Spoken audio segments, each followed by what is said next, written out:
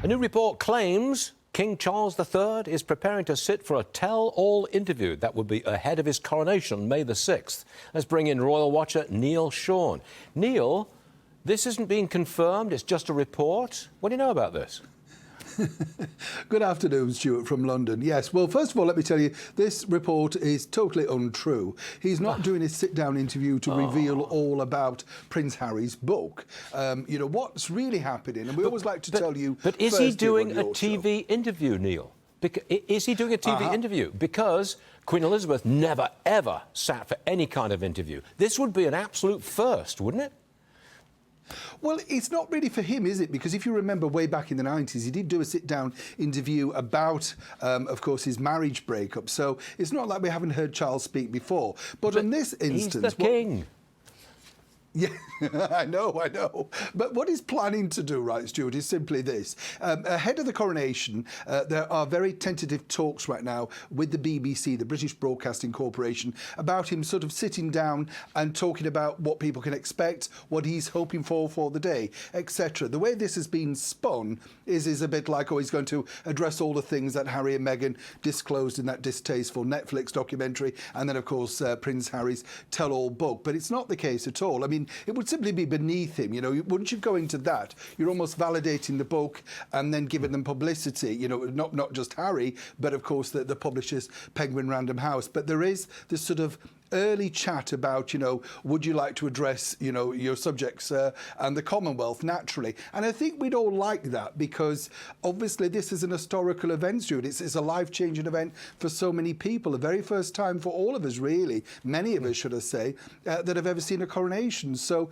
contrary to popular belief, it's not a tell-all sort of speech. OK, next one. This is for you. Boris Johnson claims Putin threatened to target him with a missile strike. Watch this, please. He threatened me at one point and said, you know, Boris, I don't want to hurt you, but with a missile it would only take a minute or something like that. Neil, what do you know about this? Slight reference to the fact that when he sat down with the president, Putin, basically he said this comment, you know, that I could really knock you out if I wanted to, you know, sort of extinguish you and all that sort of stuff. Now, Boris, in his sort of affable way, recounted this. Now, a lot of people are saying, particularly over here, I have to point this out, that it appears that Boris is even more hated than Putin by the British media, because they're basically saying, lie another day, you know, the spin on the Bond movie.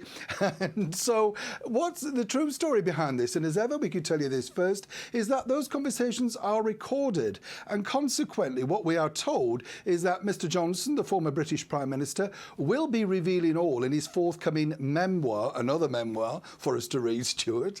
And that big deal, of course. But it's what's actually happened on a serious note is obviously the Russian side of things then refuted this. And this has created quite a lot of, shall we say, anxiety, as one can imagine. But also, it does appear, and it's a little bit like your former president, the 45th president of the United States, President Trump. You know, the public adore Trump, but the press don't. And this is the bottom line that you have with Boris over here. You know, the public, when you go out, they adore him, but the British media seemingly don't. So they've made this into something of a negative, and obviously, you know, everything will be revealed. But a little bit, shall we say, clever for Boris to do this on a big day, and also wipes out, in many respects, the fact that we have another British Prime Minister in the Right Honourable Rishi Sunak. Who's he when Boris is around? Yeah, wait, quickly, I believe 500,000 workers are striking in Britain today.